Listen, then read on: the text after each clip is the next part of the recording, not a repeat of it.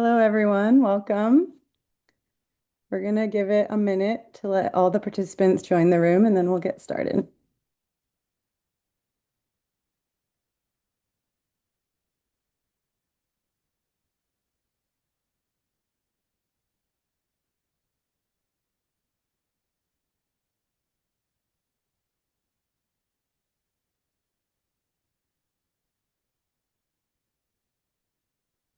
Okay.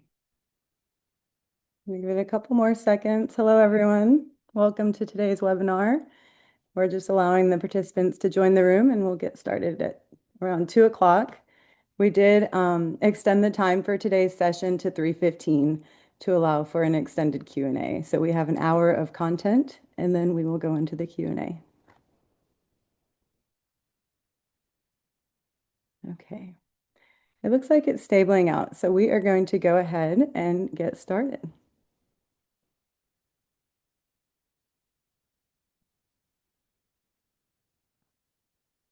Hi, welcome to our webinar, Landfills, Food Waste, and Community Impact, in recognition of International Compost Awareness Week. We have two wonderful speakers joining us today, Muriel Williman, Senior Assistant Solid Waste Manager for the City of Durham and NCCC's Board President, and she's bringing more than 20 years of experience in municipal recycling and composting, as well as Bryce.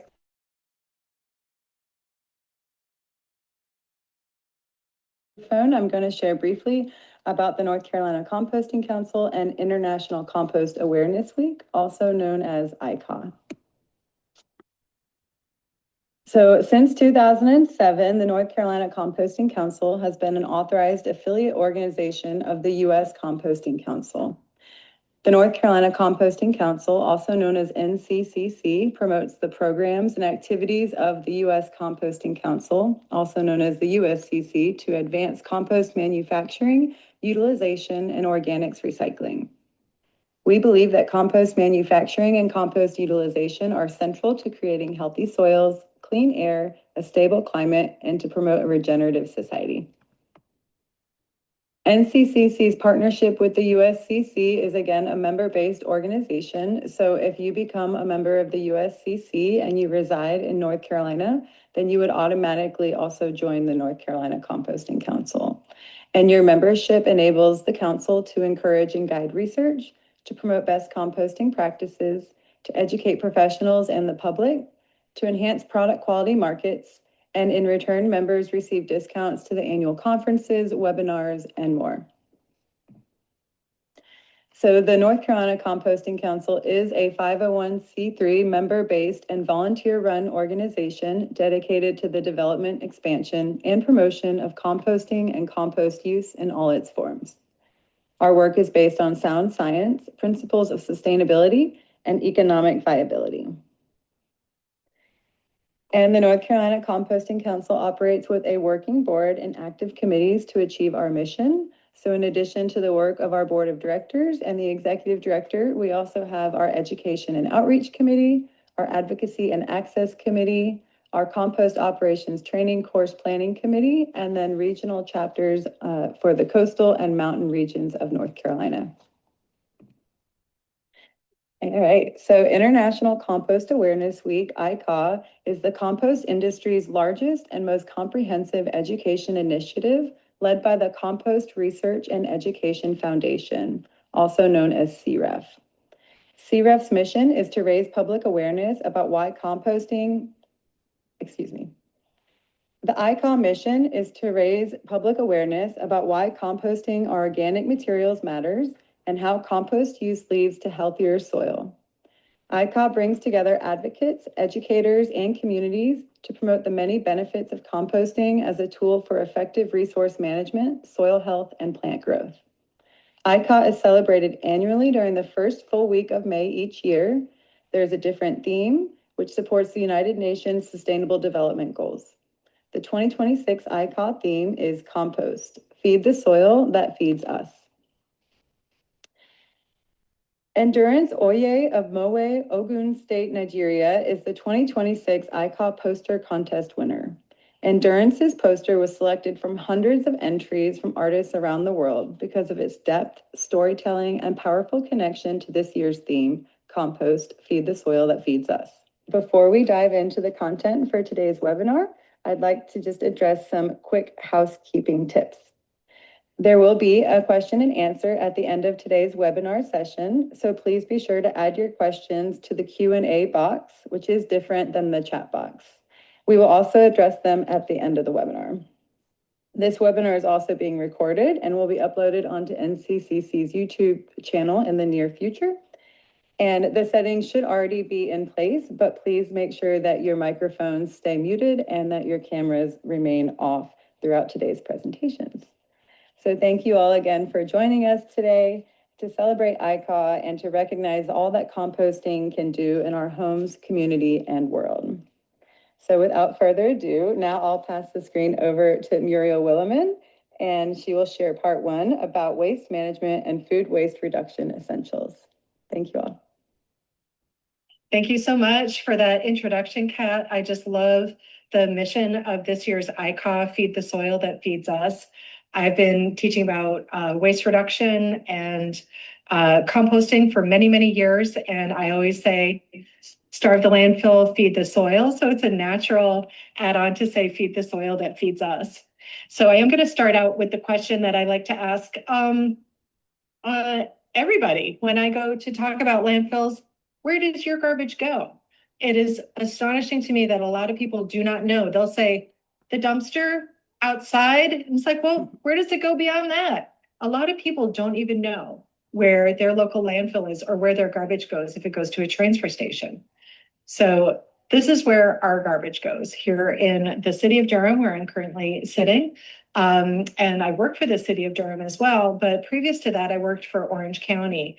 And I was fortunate enough to be there during a considerable amount of the lifespan of the Orange County landfill. And I was also there during its cap and closure. So I got to give a lot of landfill tours, changed a lot of people's lives, seeing it in person, smelling it in person, and really having that hands-on experience, because a landfill, it's just one of those things that everybody needs and nobody wants. And when you have that in-person experience, it can truly be life-changing. It's certainly life-changing for the people who live near one. I like to say everybody needs one, nobody wants one. So it is the civic problem of our time. Landfills are sited in rural communities. The landfill where our waste goes here in Durham and also in Orange County is Sampson County in Roseboro, North Carolina. The thing that I know about Roseboro is that it has the largest frying pan in the state. And that was a highway sign that I saw the first time that I was driving through that part of the state.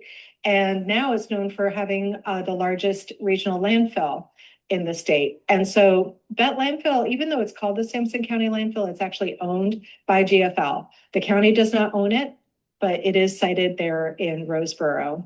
And it's a community not unlike the community here in Durham where the landfill is sited. It's a community predominantly of people of color, Black and Latino individuals. And, here in East Durham, it's known as being, disenfranchised politically as well in the past. And that's where a lot of landfills tend to go. In communities of color that are disenfranchised politically and probably poor. Food waste is the heaviest component of the waste stream. That's why we're here today.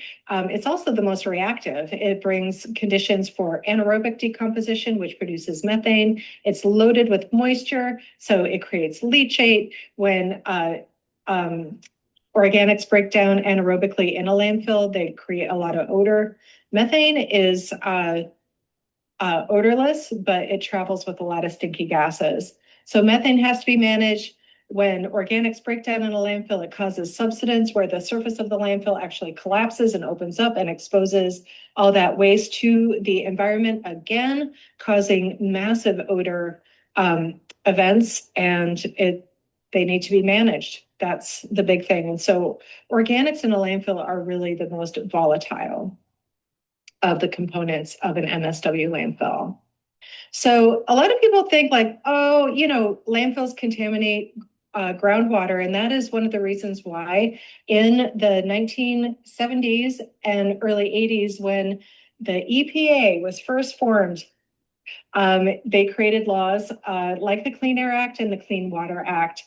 We have RCRA, the Resource Conservation Recovery Act. And what those rules say is that a landfill must be lined in order to capture the leachate, and leachate collection pipes must pipe the leachate away from the landfill into some controlled means. This schematic shows that it's going to a wastewater treatment plant, or it says sewer treatment plant here, as it did in Orange County. First, we had a pond that was lined just like the landfill was, but then they put in a pipe to go to the wastewater treatment plant. Remote from the landfill. That leachate is managed just like the water that you flush from your toilet. And so before it leaves the landfill, it still needs to meet groundwater standards. A lot of people don't know that. As you can see in the schematic also, there's actually a perimeter well to make sure that what's inside the landfill stays there in terms of liquids, and that it's not going into the groundwater. That liner is supposed to protect the leachate from going down, but you know what? The this is called a Subtitle D landfill. The first Subtitle D landfill that was constructed in North Carolina, I believe it was in Orange County. We were the first. So it was opened in 1994, and it's really a big experiment. How long is that liner actually going to last? This is the first time that Subtitle D regulations were put into place, so we don't actually know. And there is some evidence that liners do leak, and that's a problem because the main point of Subtitle D regulations was to protect groundwaters from leaky landfills. They are responsible for contaminating municipal waters across the country, and that's why the EPA had to step in and write the RCRA rules. RCRA rules also say that a landfill has to be lined, but it also has to cover waste every single day. And so this is a picture of the Orange County landfill. I'm not sure exactly when this picture was taken, but the second picture shows someone on a little buggy, and they're spraying a material called Posi Shell over that day's waste. And Posi Shell is an approved daily cover because basically what you're doing every day in the landfill is berry smush cover, berry smush cover, berry smush cover. So you're making little MSW sandwiches every single day, and they're stacked onto each other until you move on to the next cell. And that is how a landfill is built upward. The Orange County landfill was permitted to be built up until the tree line, and you can see the tree line there in the background. Landfills don't get too heavy, they get too high. And so even though we charge by the ton, landfills may be permitted in different ways, and they can be architecturally designed so that you want to maintain the level. If you have a height cap, you want to be able to smush it and keep it low as long as possible to protect the life of the landfill. And the big picture here is a schematic of the layers of protection between where the garbage is buried and the and groundwater. So you can see 2 feet of clay. FML stands for that polyethylene liner. It's a very thick liner, high density polyethylene. I had a sample when I gave tours, and many fifth graders tried to break it, tear it, punch pencils through it, and they couldn't do it. It is tough stuff. But nonetheless, on top of that, we still have the leachate protection, right? It's not enough to put a bowl underneath it. You still need those leachate collection pipes, and they're encased in 1 foot of gravel. And then there's a geotextile mat. It's semi-permeable, so the liquids can permeate through. Landfill T, that's our leachate. It can go through the geotextile mat, but particulates like the soil cushion above it can't. And so another foot of soil, and then you can start burying your waste, and then you're making a sandwich. The whole name of the game is to keep it on site. People think, oh, I'll throw it into a landfill, it'll break down there. That is not what landfills are about. We want to mummify your waste. We don't want water going through. We don't want air in there exciting the microbes and causing them to break down. So we smush it so that there's no air and water doesn't percolate through, but the food waste that's in there is wet and loaded with microbes. So if we take that out, then we have much safer landfills in the long run. At any rate, methane is a flammable gas, And so it does need to be, it can be collected. It's a very expensive procedure. I'm here standing by a methane wellhead. It's actually like a big vacuum. During cap and closure, what they did is they undid the liner down at the bottom and they put a liner over the top. So they made all those garbage sandwiches into a giant ravioli. They sealed the whole thing, but it's still producing methane and it's still producing leachate. We have to watch that for 30 years. You can't really build anything on it either. Nothing that has weight or that needs water. So what can you do? Maybe a golf course. I don't know. It looks beautiful. Look at that grassy cover.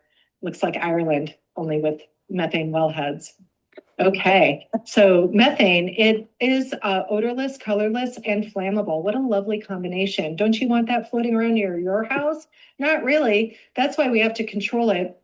Some landfills don't have methane collection systems, and prior to the methane collection system pictured here that was put in by the state, UNC Chapel Hill helped pay for it. Our tax dollars help pay for this methane collection system, but we still need to flare it. You can see that giant chimney in the background, and so when you flare methane gas, you're converting it from methane, the most potent of the greenhouse gases, to carbon dioxide.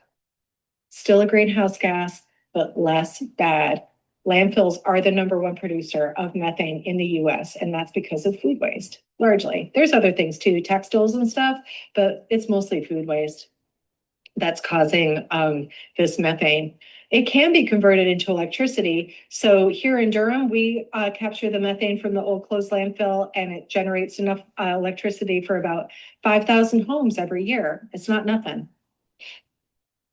However, even though, we can manage landfills, we try to keep them safe, we follow Subtitle D regulations, they are problematic. And the DEQ does issue an annual report about the status of our landfills. The last one had data from 2022.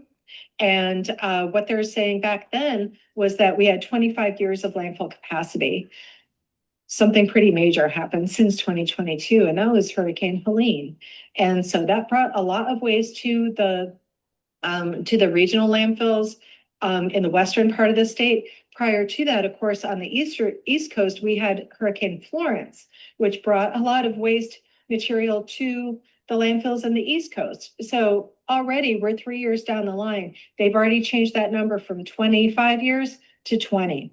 And as our small local landfills close, the larger landfills, like the one in Sampson County, they're going to reach a tipping point, and they are going to close sooner. We know for a fact that food waste is the largest single component in landfills across the country, and North Carolina is no different. This is actually a waste character. Let me go back to this just because the food waste hierarchy kind of looks like reduce, reuse, recycle, same as the recycling the waste reduction hierarchy. The food recovery hierarchy says source reduction first, try not to waste food. But if you do, then feed hungry people. Can you feed animals after that? So then it changed from composting being after industrial uses. They changed it to the wasted food scale, and they moved composting up on the wasted food scale to be better than anaerobic digestion. The thing with anaerobic digestion is that you still have a digestate and you still have to compost it if you're going to land apply it and use it on farms. And that's what we want our organics to do. We want it to feed the soil that feeds us. So if we take it out of the landfill picture altogether, then we're in a much better situation. We do know this is a waste characterization from the city of Durham, and you can see that easily 1/4, 25% of what goes into the Sampson County landfill from the city of Durham is food waste and compostable paper. How do we know that? We actually paw through it. These are pictures of some school waste characterization studies that I've done. I encourage anybody, if you're curious about your waste stream, put on some gloves, empty out your trash, and paw through it. How much food waste am I throwing away? Why? Am I not shopping wisely? What are all these to-go containers? How much am I eating out anyway? What about these leftovers? Why aren't I eating them on time? You can actually go through your mind and go through your garbage and create your own waste reduction plan to help reduce waste in the first place in your own household, business, municipality, city, county, it scales. All of these ideas that I'm talking about today scale from the individual to the organization like these schools to the municipality to the county. And I'm really looking forward to hear what Bryce has to say about the private sector's role in this, because they play a huge role. But anyway, at the schools, we found out that about 80% of what they threw away was milk. So we started a tip and recycle program. This is at Smith Middle School in in Chapel Hill. And we started a tip and recycle. You can tip out your milk into a bucket. We poured it down the drain, better than landfilling, and recycle those cartons. So we reduced 80% of the waste with one simple waste reduction study. Waste characterization study and a waste reduction plan associated with it. This other one is from St. Thomas More, where we found a couple of pennies at the public school. They were throwing away real money at the private Catholic school, St. Thomas More. The kid asked me if he could keep it, and I was like, sure, it's dirty money, but you can have it. He didn't mind. We use that data to help their recycling program too. So why do we want to compost? If you're on this webinar, you probably have a lot of reasons already, and hopefully I gave you the biggest one. Of course, we can divert heavy, wet, odoriferous, volatile food scraps from the landfill, starve the landfill, and feed the soil. We reduce greenhouse gases, not just methane, but also those heavy trucks that are traveling over 90 miles from Durham to the Sampson County landfill. We can keep that exhaust at bay and use it to carry lighter things like our plastics. That's another webinar. You reduce pathogens and volatility of feedstocks when you compost. That heat and mixing actually creates a beautiful non-volatile material called compost. It's brown, crumbly, earthy smelling. If it looks like dirt and smells like dirt, guess what? It is compost. And you can use that to build a sustainable economy and a circular economy by diverting food waste in your locale, composting it nearby, and then putting it into our native and local soils. It's a circular economy that also reduces landfill use and increases capacity. Those nutrients going back in the soil, they support a diverse and healthy soil microbiome. It protects water resources by keeping that soil in place.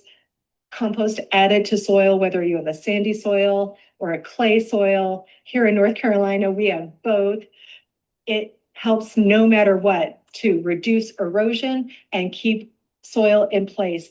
These big storms that we're having, organic soils will help roots grow deep. There's moisture down in the bottom, and that'll help protect our plants, our soils, and our households. So really, you can't talk about saving the earth without talking about composting. You're helping protect the air, you're helping to protect the soil, you're helping to protect our communities, and you're helping to protect the water. All in one fell swoop. There's lots of ways to do it. These are just some samples from our friends at the Institute for Local Self-Reliance in Washington, D.C. And I'm going to talk about some of these different systems.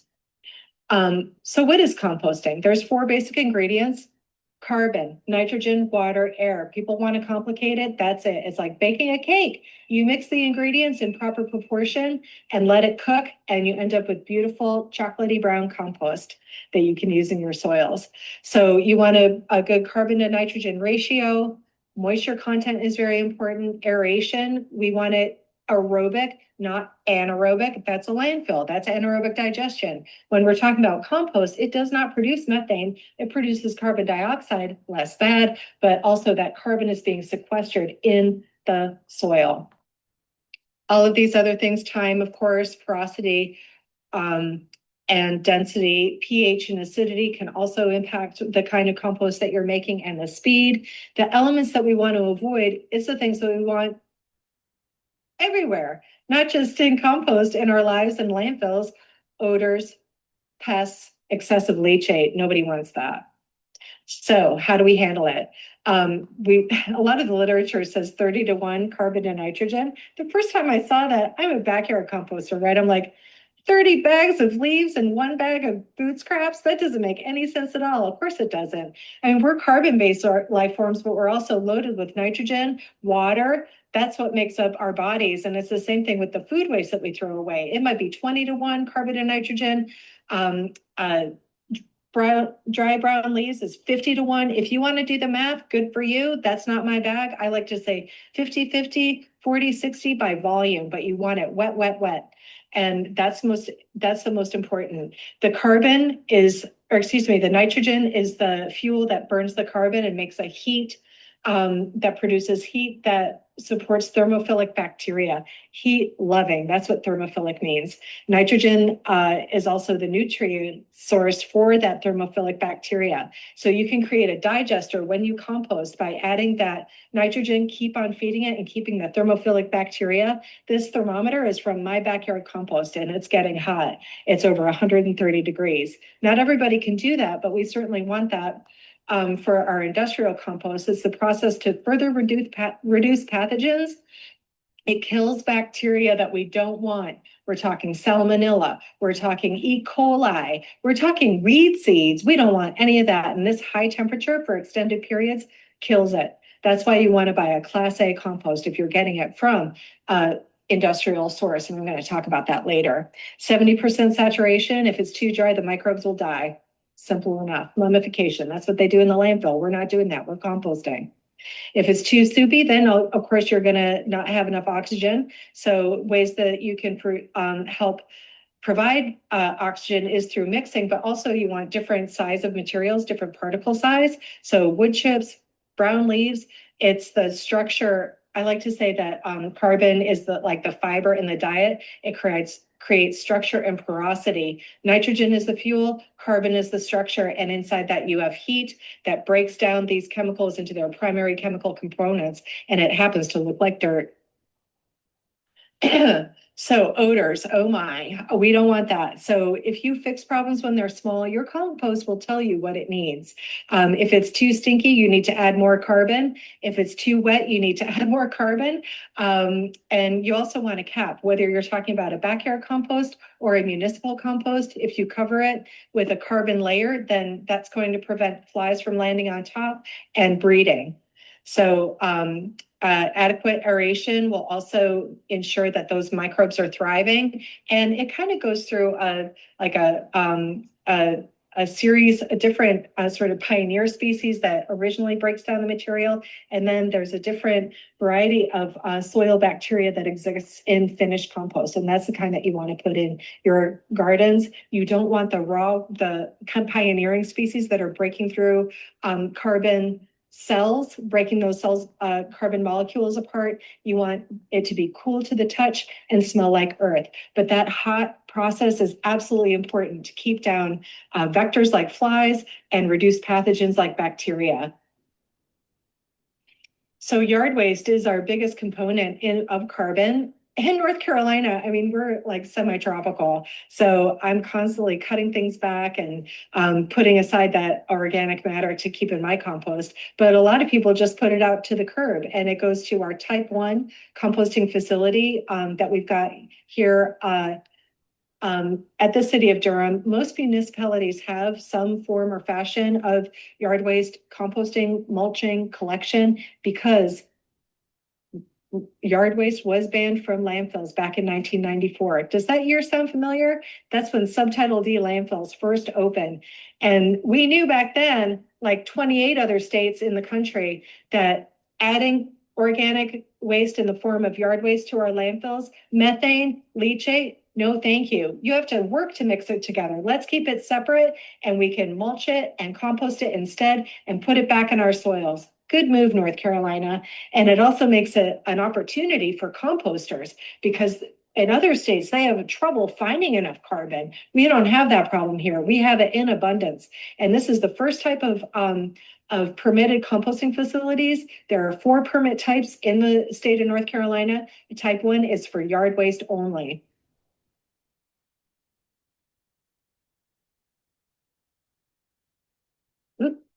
And the next that we're going to talk about is a type 3. A type 2 allows for yard waste and food waste that doesn't have meat or bones, doesn't allow any compostable packaging or anything like that. So we're going to skip over that and go straight to a type 3, which allows for all food waste, meat, bones, dairy. A type 3 doesn't care. So long as it grows, it goes. And a lot of type 3s will also accept compostable servingware.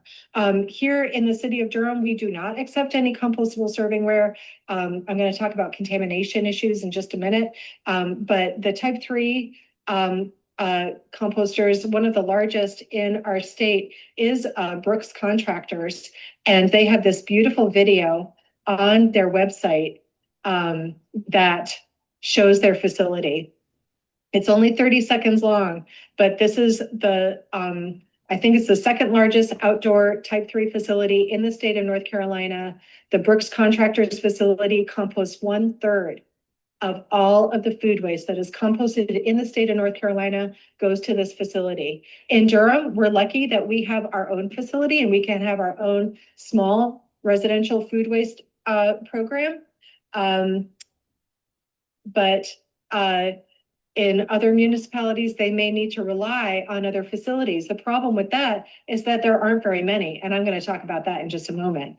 Even fewer and far between of type 1 or type 3s. Then we've got type 4. So type 4 composting facilities can accept everything in front of it: yard waste, food waste, compostable servingware, and biosolids. Biosolids is the dry residual from the wastewater treatment plant. So the wastewater treatment plant where you flush your toilet and all that material goes, they do anaerobic digestion, they clean the water, and the dry material, they call it cake. Obviously, look at it. It looks like brownies. It's really not. It's biosolids, but it can compost. This is very, very high in nitrogen. It is a digestate, and we can compost it in Durham. This is a picture of the type 4 facility in Durham. We can compost it with our yard waste and with our small food waste collection. But biosolids composting is one way that municipalities can also manage their organics. If you have a biosolids composting facility, it opens the door for other types of collection like food waste, but also if you're not composting it, then you have to land apply. And the opportunities to land apply uncomposted biosolids, that is a Class B material, are getting smaller and smaller. There are fewer. It has to go on farms that are not growing food for people or that are fallow, and it cannot be land applied within 3 days of a rain event. And I mean, we have drought right now, but very often we'll have, day after day after day of rain. So it's really hard to find places to actually land apply Class B biosolids. If it's composted, it's no longer biosolids. It's compost. It's actually a Class A material that can be land applied without restriction. Landscapes, farms, I use it in my garden. So what's the problem? Here you go. We've got this much food waste in North Carolina and only this much composting capacity. Those type 4 facilities that accept biosolids, they may not want to get into the food waste composting business. It is not easy. It is costly. Transportation, facilities, permitting. I talked about landfills. Everybody wants one.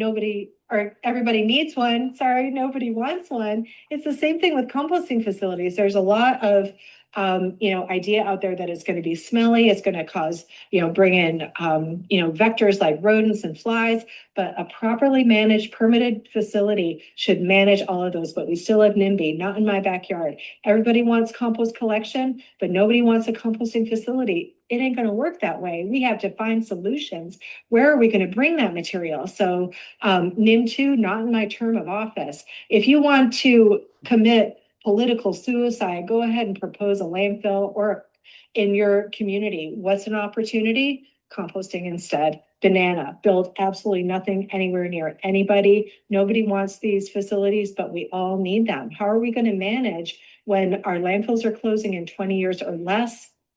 40% of what we're throwing away approximately is food waste. There are other problems too. Contamination. I mean, if anybody looks in their recycling container, that contamination can be a problem there. People just throw away trash. But here's a picture of a food waste collection that was left unattended. Those are styrofoam cups.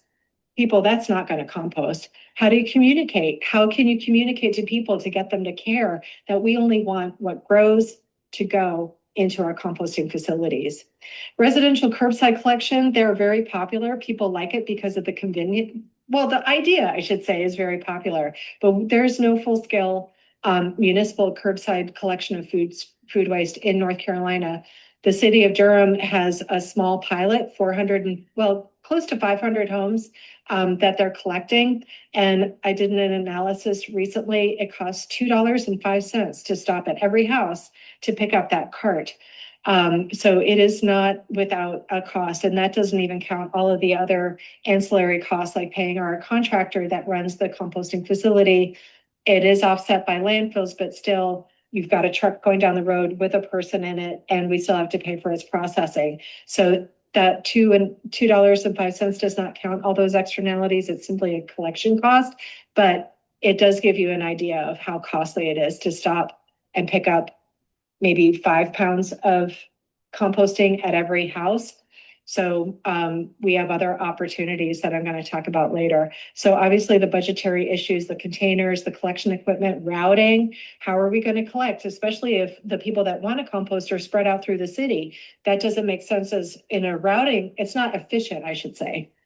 It can make sense, but just because of the need, but it doesn't make sense in terms of efficiency and routing.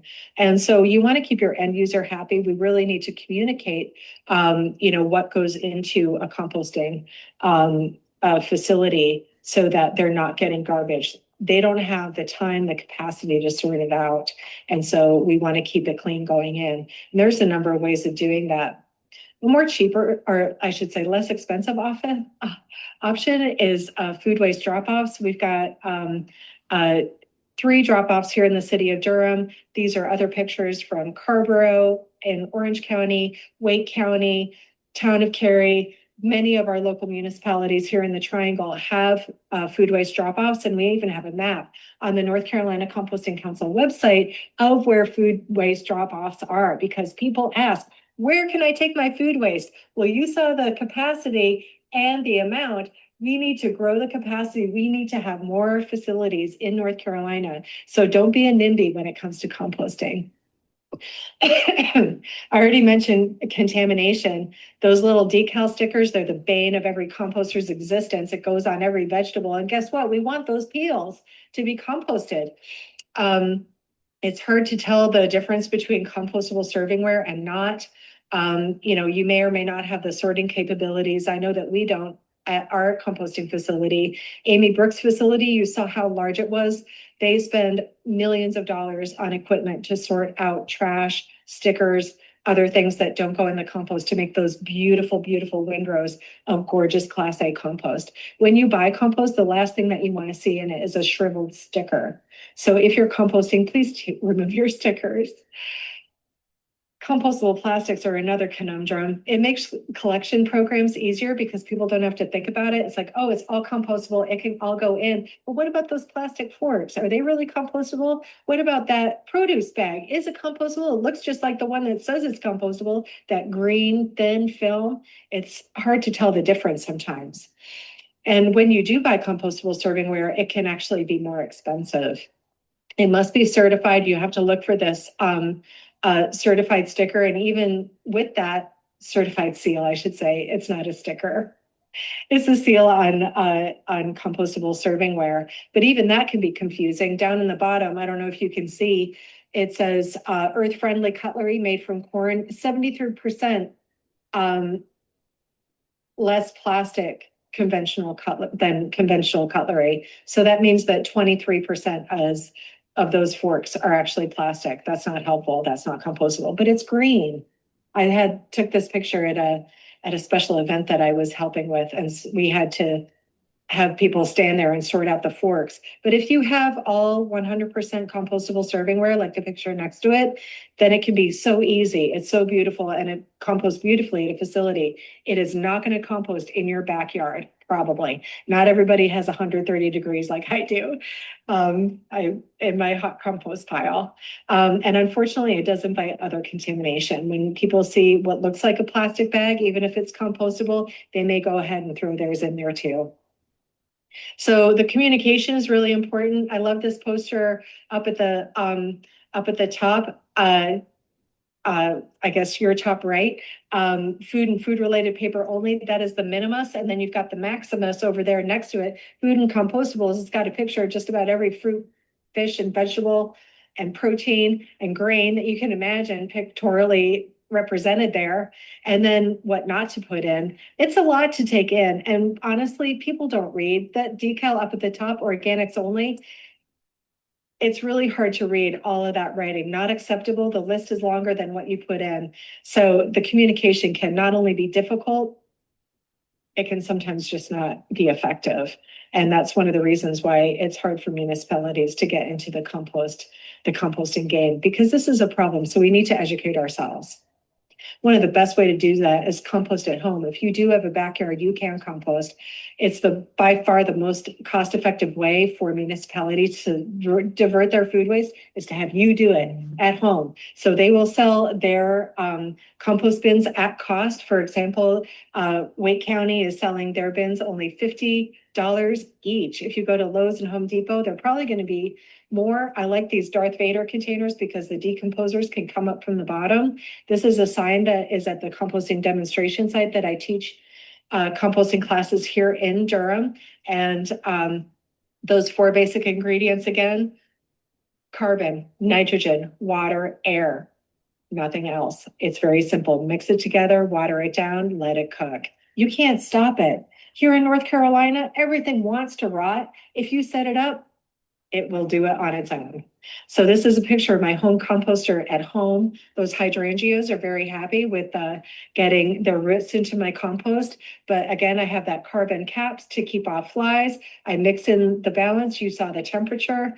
The small scale is the same as the large scale of permanent facilities. So if you can compost at home, I strongly encourage that you try. We can divert up to 30% of our own waste at home, without odors, without flies, so that the neighbors don't complain. Who would even see that? You'd have to be looking. But if you are with a community garden, or if you want to have a community compost, that's also possible. This is me teaching at UNC Chapel Hill. They started out with 3 tiers and now they have 12. And they collect food waste from local restaurants, from the dorms, from professors' offices across the street. And they have volunteers that turn it and manage it to make sure that it meets PFRP to reduce pathogens. They have volunteers that turn it and put it back into the garden. And then they take all of that wonderful food that they grew from the organics that they return to the soil to feed the lowest paid employees at UNC. Those would be the housekeepers. So the food waste that comes in, they compost it through this tiered system. They follow the instructions to reduce leachate and pathogens and return it back to the soil. And that's how we can have a circular economy right in our own backyard. Thank you so much. And now I'm going to pass it on to Bryce for the private company perspective. Thank you, Muriel. I am sharing my screen. Let's talk. That was fascinating. I really enjoyed every minute of that, Muriel. I wish I had my mute off so you could see how many times I laughed. I really love this combination of talking about the municipal background and what it takes to have a municipal composting operation from the backyard all the way to Brooks Contractors. We love Brooks over at the ReCollective. Just a background on me. My name is Bryce Brooks, and I'm the co-founder of the ReCollective, and we are a waste collection service a specialty waste collection service. So we run on a subscription basis in order to be able to provide the specialty recycling and fill the gaps that the city can. And I'm here to talk today about kind of where we fill in that gap. And, Muriel has this really incredible technical expertise in how the hows and the whys and the wheres of compost. I am a hauler, so the ReCollective hauls all of this waste, and there's a lot of psychology and different kind of the front end of sustainability, which is like Muriel asked at the very beginning, like, where does your waste go? And talking about pawing through and kind of giving yourself your own like personal waste audit. And so there's a lot of psychology behind climate action and how we can kind of get started and how we can kind of move from these individual actions and what we see as our individual responsibility to the climate crisis and move into and what Muriel called scaling to real change, scaling to policy, scaling to municipal kind of enabling of municipalities to have more capacity, what Muriel was talking about. So the ReCollective kind of works in this private space, but engages with communities to kind of have a better collective impact.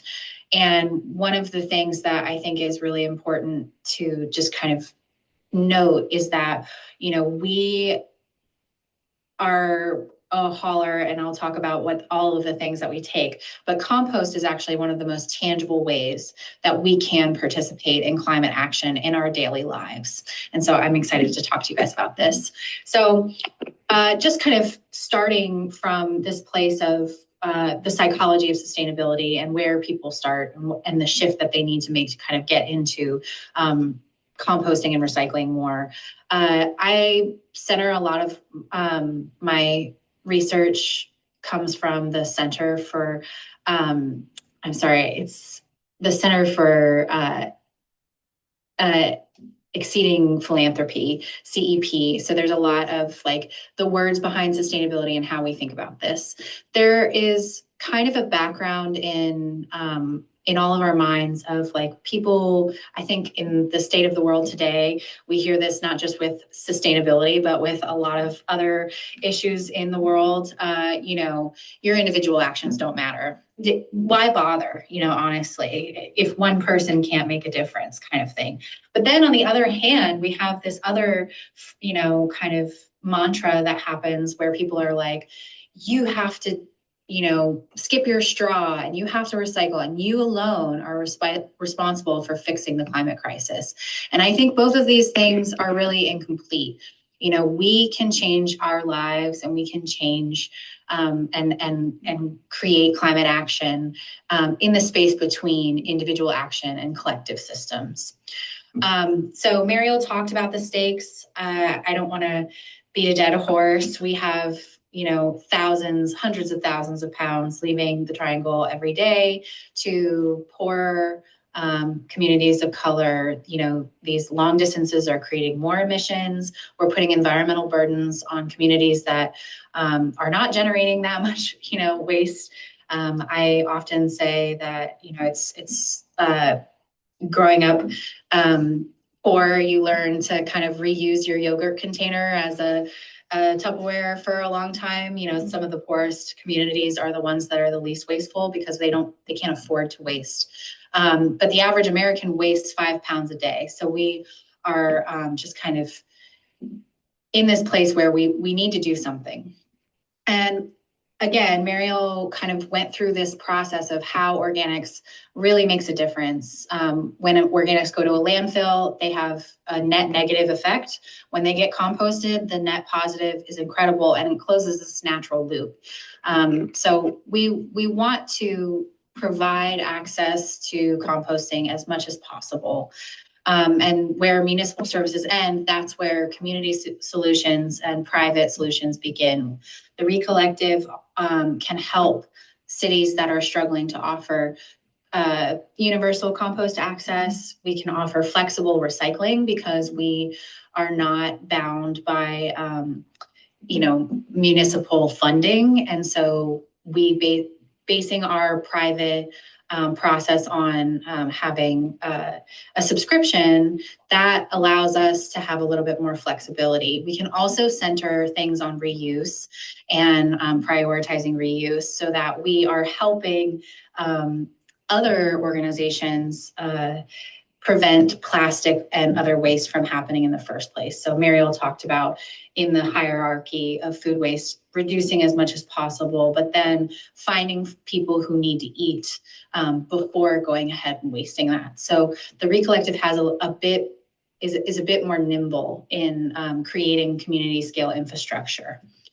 What we do is what I call specialty waste collection. We take styrofoam, light bulbs, batteries, plastic film, textiles. We have a special category that kind of rotates and is wine corks, small electronics. We're taking plant pots, and we work with private recyclers.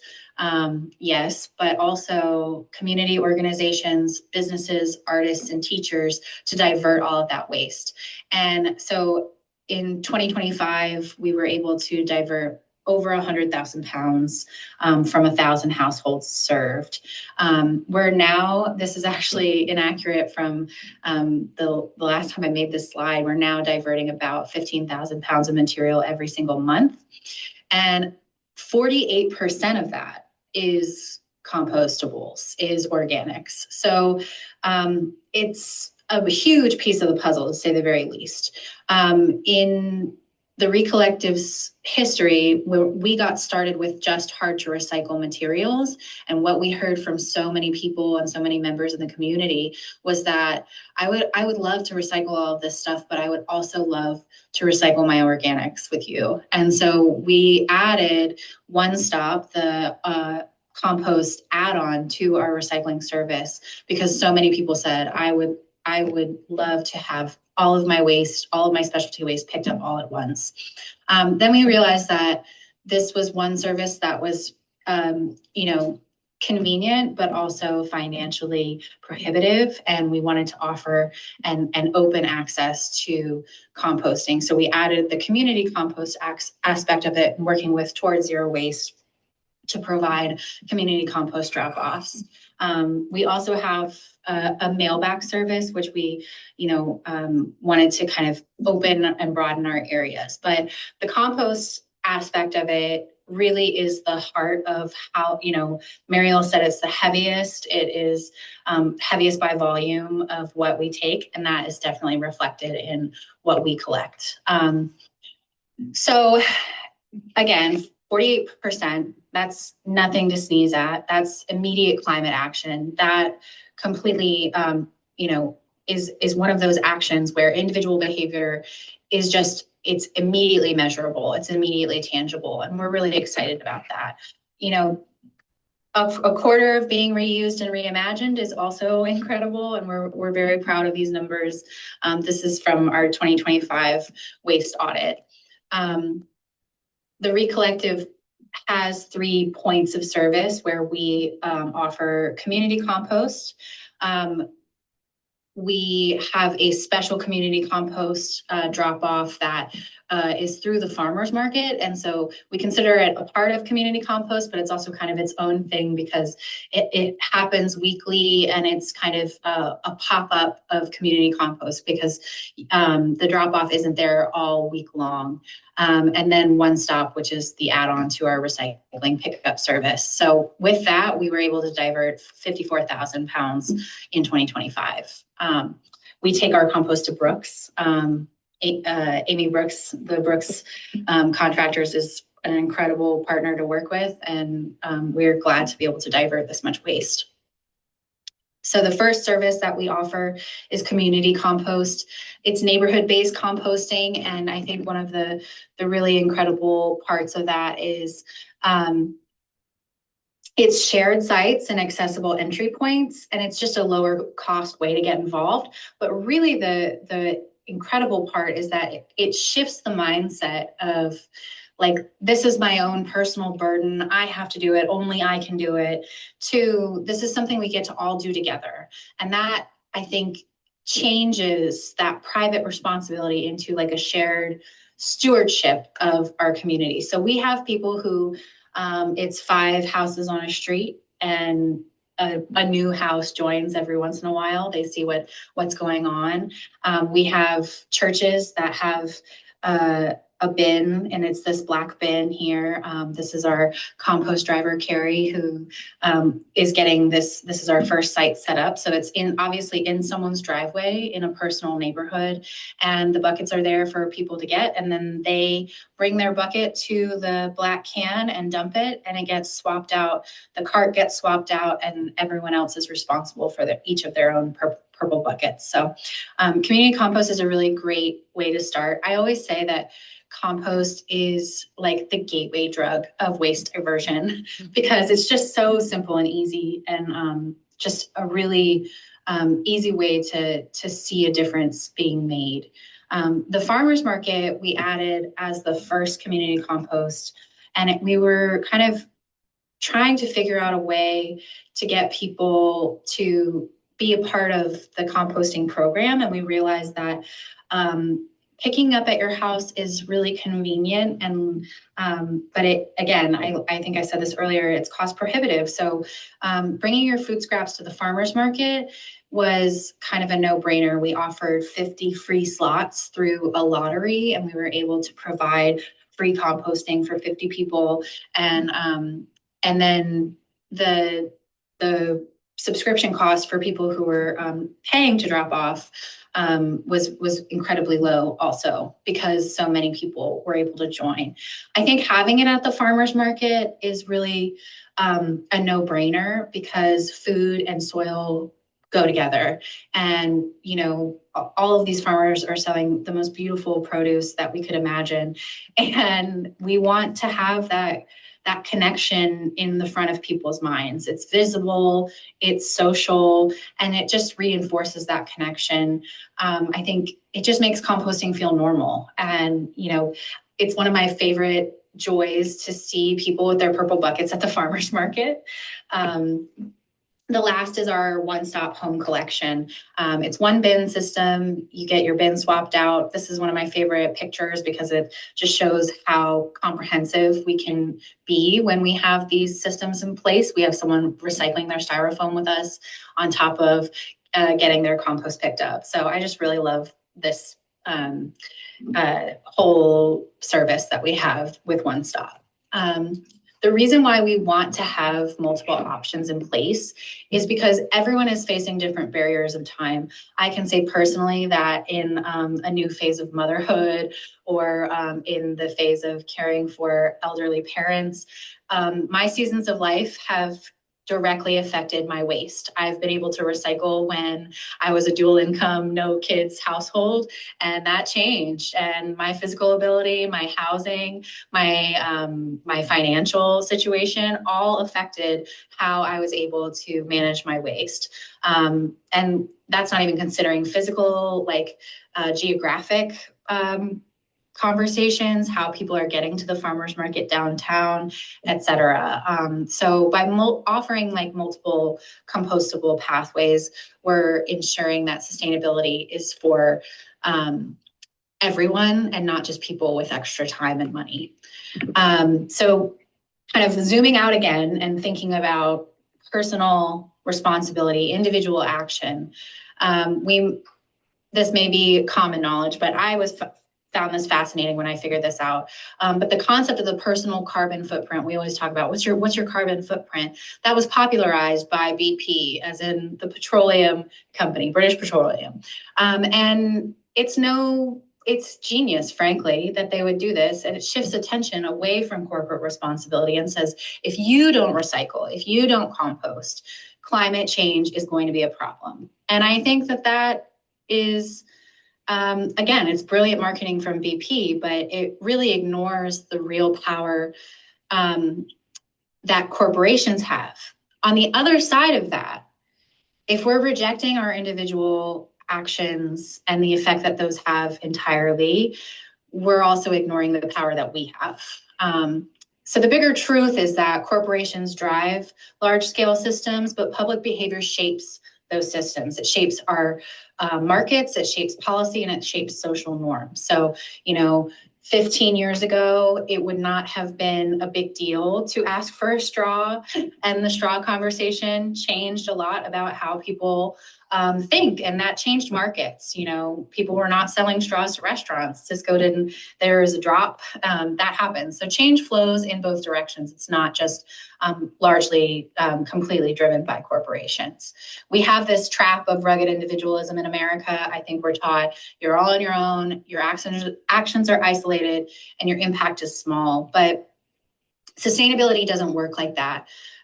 You're already a part of the system, and I think, the question is whether or not you're participating in shaping them. So the collective model that the ReCollective is a part of, that we try to we get a lot of questions like, what, does one member affect? We started with 40 members in 2022, and now we are so happy to be serving 1,000 households. Many people doing this work imperfectly, it really makes a difference. And those systems kind of evolve to enable people to make better choices and normalize better choices. We have people who constantly email us, can I put this in? Can I do this? Can I do that?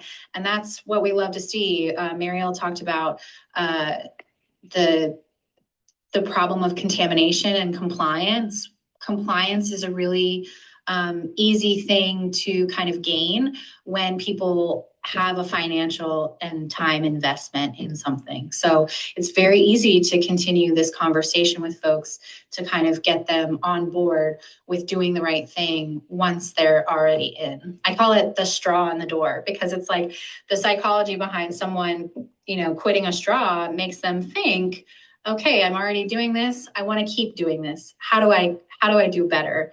The path that you take to sustainability, again, depends on your behavior, but the progress happens when you do one thing, and not necessarily a perfect thing, but you learn and you can do better the next time. And so it's always better for people to act sustainably when it's easier and when it's accessible, both financially and time-wise, and when it fits your life and the season of life that you're in.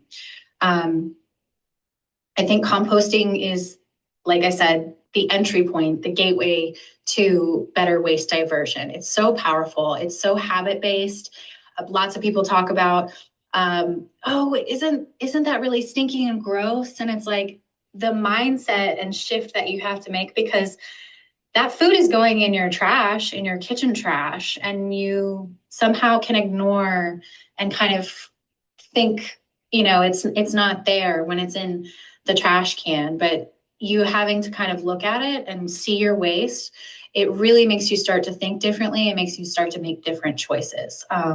It's just a very high impact entry point, and it has this ripple effect. So we have, one action leads to more awareness. It leads to better behavior change, and it affects eventually the second and third tier supply chains. So when you make a decision about how much takeout you're getting, different restaurants have different choices about what kind of takeout containers they get. If they get paper containers, people are happier. And that kind of feedback happens and starts to affect the supply chains going up and up and up. It has a real impact. And this is how that scale that Muriel was talking about actually happens. I, not to be cheesy, think that composting is an incredibly hopeful daily act of care. It kind of rejects this idea that climate change is inevitable and we can't have an impact. It's regeneration over waste, and it's a moment that we can take for ourselves where a lot of things feel out of control. It's something real we can do. So thank you very much. I just want you to know that your impact is real, it's cumulative, and it's amplified through others. So I am so glad to be here for International Composting Awareness Week, and thank you. Thank you so much, Bryce and Muriel, for sharing such insightful presentations. Before we go into the Q&A, I just want to share quickly a thank you to North Carolina Composting Council's major 2026 sponsors who help enable us to host webinars like these. So we send our sincere thanks to Smith & Gardner Engineers, McGill Environmental, SCS Engineers, and Denali. And then thank you all so much for joining us today. We hope that the information shared was helpful and inspiring to you all. If you have any follow-up questions, want additional resources, or just want to continue the discussion, there is contact information listed here for the presenters as well as myself. And please feel free to reach out to us. We're always happy to hear from you. And we also have a newsletter that goes out twice a month, which this QR code will connect you to subscribe to if you're interested to keep up with North Carolina Composting Council events and other educational webinars and resources. You can scan that code or visit our website at carolinacompost.com. You can scroll down on the homepage to subscribe to the newsletter. Thank you all so much for coming today. We truly appreciate your participation. And so now we will open up the Q&A box and take our first questions. Thank you.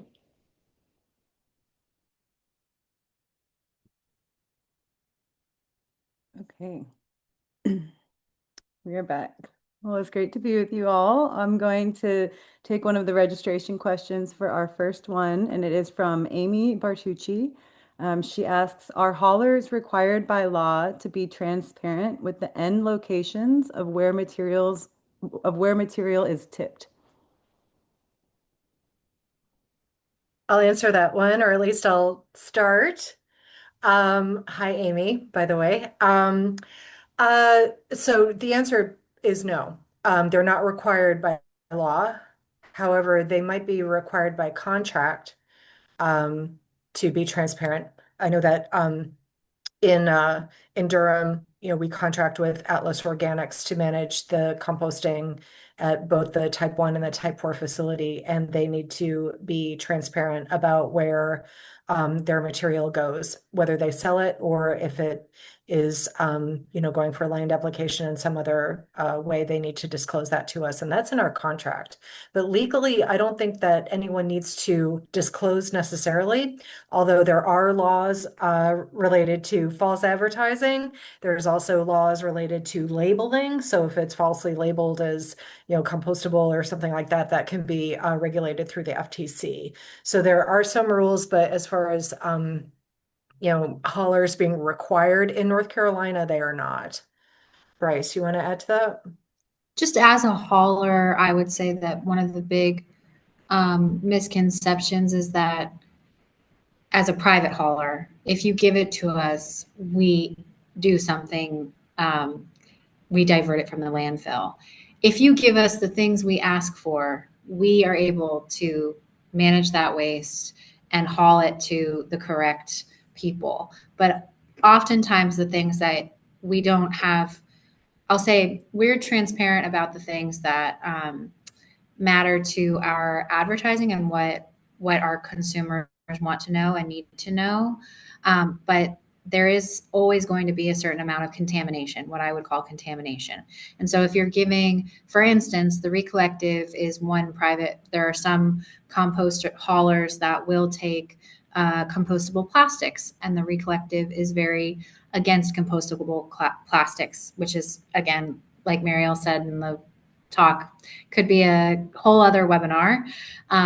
But so if we get compostable plastics in our buckets, in our composting, those are the types of things that we would sort out, and those would go to the landfill, and we're not going to report on those. That's more than the legal question. That's about conscience and running an intrinsically committed to certain values kind of organization and company, and trying to make sure that people feel like they have faith and confidence in the ReCollective's integrity. Great answers. Okay. Our next question is from Jane Barnett, and she asks about the effectiveness of plastic recycling. Maybe Bryce. Yeah, so what I would say to that is that I have so many, we have our downstream solutions, and those downstream solutions, as a recycling person, the markets are either, um, we pay for it to be recycled, or we get paid for it to be recycled, right? And I would say that there's a lot of times people who um, are giving us money for our materials. And to me, I think it's that proof is in the pudding that it would be very difficult. I'm sorry, I'm going on mute 1 second. I have a little recycler with me. It would be very difficult for us to run our business profitably. And I don't think that these people would be giving money for these materials if they weren't actually finding value in them. That's a great answer. Muriel, do you want to add anything? I'd love to add to that. Thank you so much, Bryce. Yeah, so plastics is a big category. You know, the resin identification code, the letters, the number, the three chasing arrows.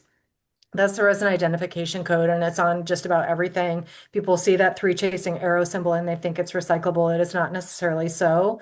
It's important to know what is recyclable in your community. However, I will say for plastics that do have markets, like Bryce mentioned, that where they're not only can it be collected, but then it can be remanufactured into a product that can then be sold back into the marketplace.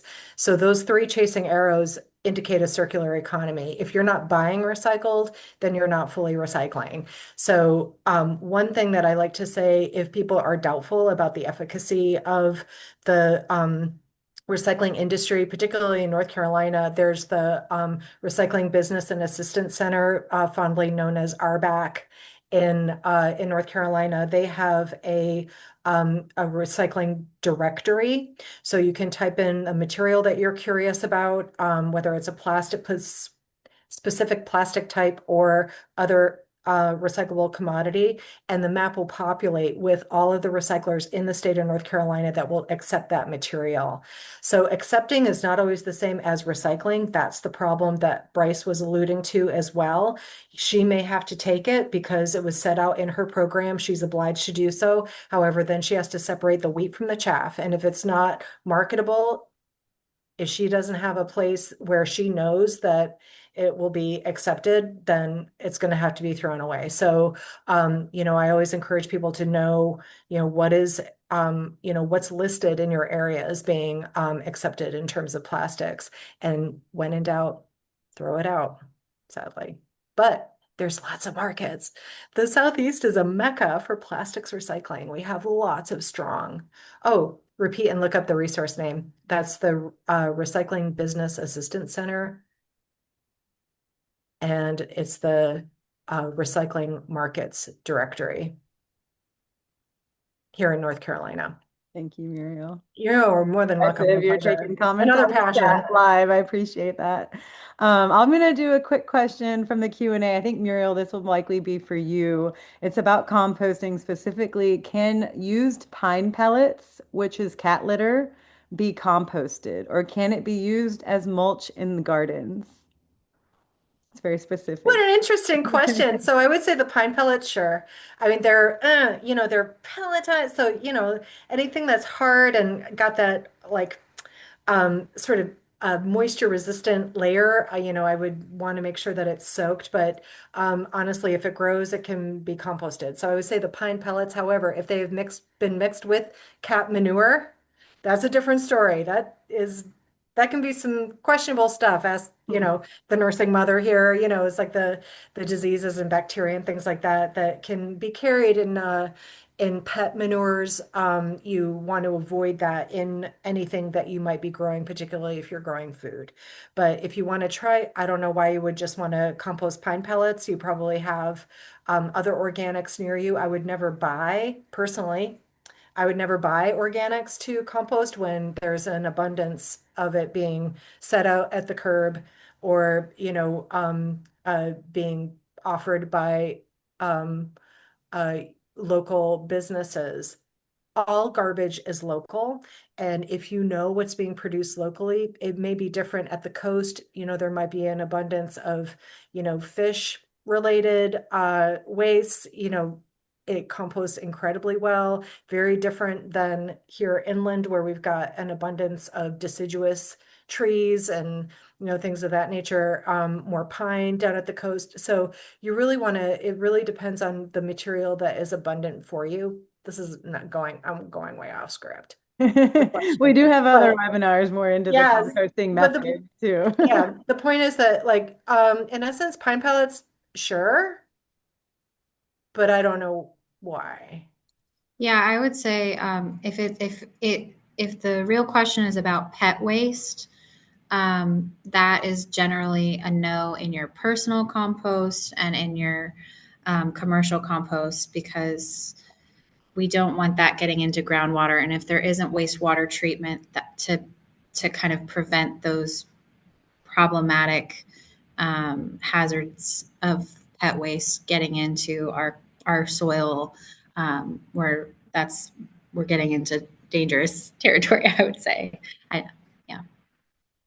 Thank you both so much. Those are great responses. We do have more questions, but it's 3:15. So out of respect for time, we are going to wrap up right now. But I've saved the questions. So we'll do our best to follow up by email, maybe with some of the registrants who had specific composting questions. But we are so grateful to celebrate International Compost Awareness Week with everybody. Thank you for your time today. We hope that you enjoyed the webinar. And again, we will work to bring this recording onto our YouTube channel. So we will follow up with that link probably next week. But I hope you all have a great International Compost Awareness Week. We do have another webinar tomorrow with Tara Dew at 12 p.m. Eastern Time, May 6th. And May 7th, we will be at Pittsboro for a Sustainable Spirits at the plant from 5:30 to 7:30. So we hope to see you all again soon, if not this week, in the near future. Thank you so much to our presenters, Muriel and Bryce. Y'all did a great job. So thank you. Thank you. Thanks all for being here. Happy ICAW. Absolutely. Thanks, everyone. Thank you. You have a congratulations on your new baby, Bryce, in the chat as well. So, y'all are wonderful. Thank you very much.